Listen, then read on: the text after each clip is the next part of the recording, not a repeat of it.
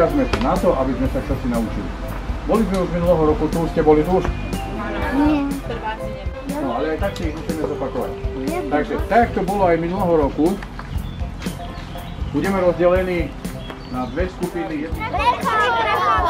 Túto dopravnú značku. Pečko, čo to bude znamenať? Parkovi. Chcem odbočiť doprava. V ktorom z týchto jazdných kruhov budeme? Úplne napravo.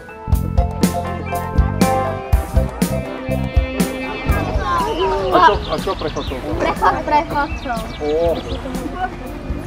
Dá ste zabudli. Žiadny prechod prechodcov. Jaká to je značka? Ani nepozor. Zakazuje.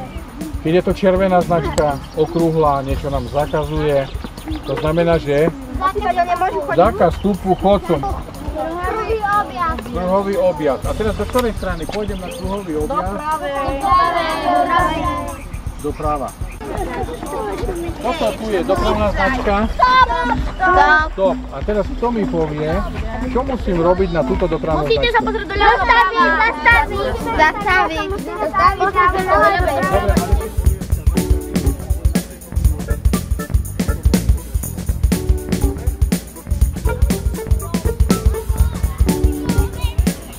Kde môžem odbočiť?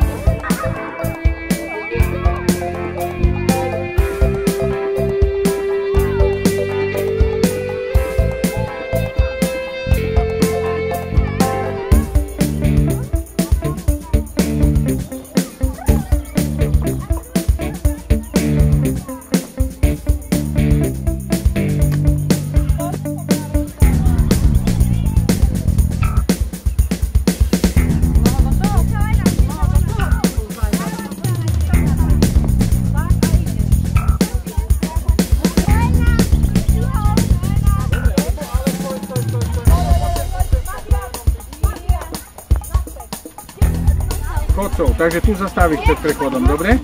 Tu stoj. Stoj, stop, pokračujeme ďalej.